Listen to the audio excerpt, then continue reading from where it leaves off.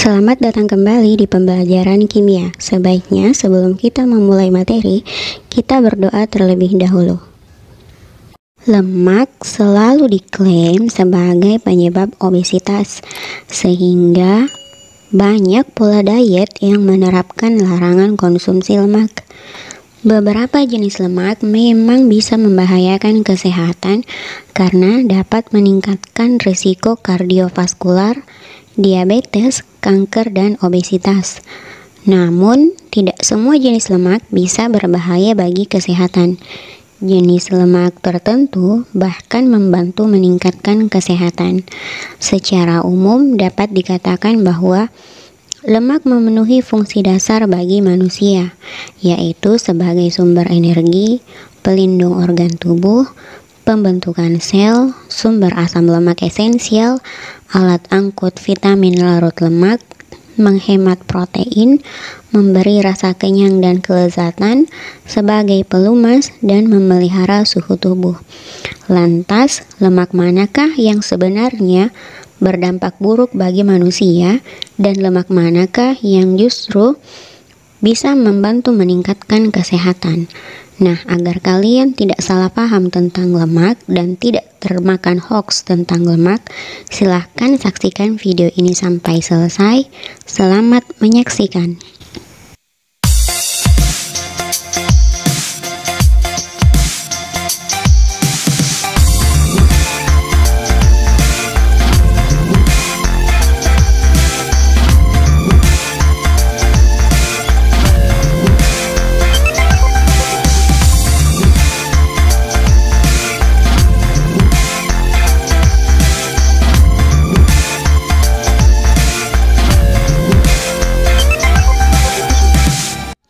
Lemak adalah zat organik hidrofobik yang bersifat sukar larut dalam air. Namun lemak dapat larut dalam pelarut organik seperti kloroform, eter, dan benzen. Lemak adalah ester yang terbentuk dari gliserol atau 1,2,3-propanatriol dengan asam-asam karboksilat rantai panjang. Asam penyusun lemak disebut asam lemak. Pada molekul lemak, satu molekul gliserol mengikat 3 molekul asam lemak. Perbedaan lemak dan minyak didasarkan pada sifat fisiknya. Pada suhu kamar, lemak berupa zat padat, sedangkan minyak berupa zat cair. Lemak umumnya bersumber dari hewan, sedangkan minyak umumnya berasal dari tumbuh-tumbuhan atau nabati. Lemak adalah senyawa yang tidak larut dalam air yang berasal dari ester asam lemak dari gliserol dan trigliserida. Unsur penyusun lemak antara lain karbon, hidrogen, oksigen, dan kadang-kadang fosfor serta nitrogen. Molekul lemak terdiri dari 4 bagian, yaitu 1 molekul gliserol dan 3 molekul asam lemak. Untuk lebih jelasnya struktur dari asam lemak dan gliserol bisa kalian lihat pada slide berikut. Lemak ini terdiri dari rantai karbon dan gugus karboksil. Melalui suatu reaksi kondensasi trigliserida, kedua komponen tersebut membentuk trigliserida. Gliserol bereaksi dengan asam lemak membentuk trigliserida dan hasil samping berupa 3 molekul air. Kita lanjut ke tata nama lemak. Untuk gliserida sederhana, jika gugus asamnya sama antara alkil 1, alkil 2, dan alkil 3, maka disebut gliseril terlebih dahulu, kemudian awalan tri dan nama gugus asam. Misalnya di sini kita lihat contohnya, gliseril tripalmitat dan gliseril tributirat. Nama gliserilnya disebutkan terlebih dahulu, lalu awalan tri dan nama asamnya.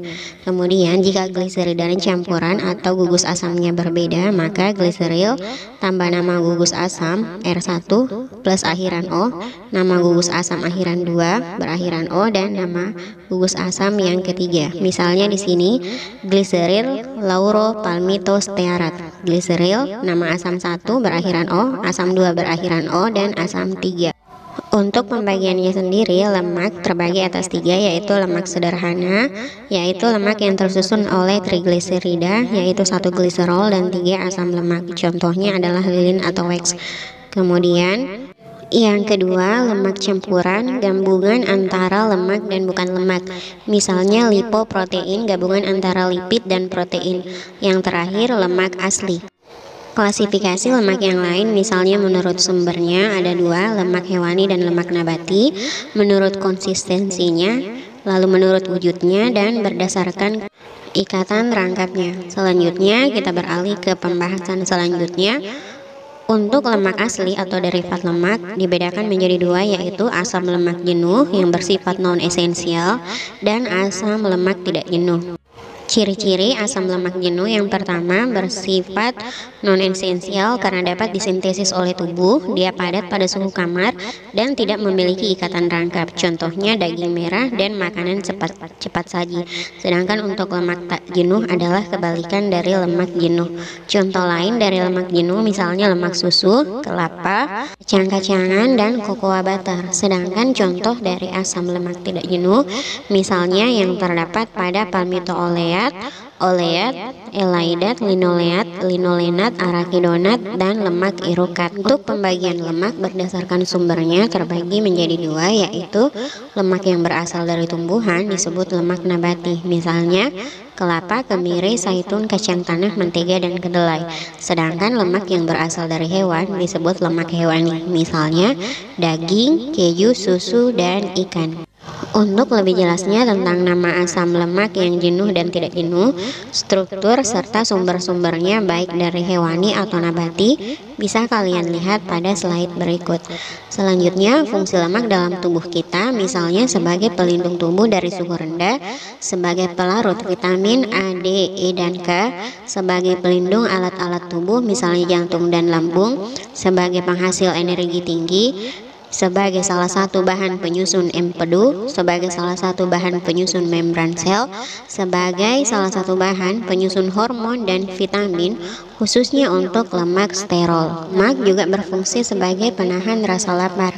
Kebutuhan lemak dalam tubuh manusia umumnya berbeda-beda, tetapi umumnya berkisar antara 0,5 sampai 1 gram lemak per 1 kilogram berat badan per hari.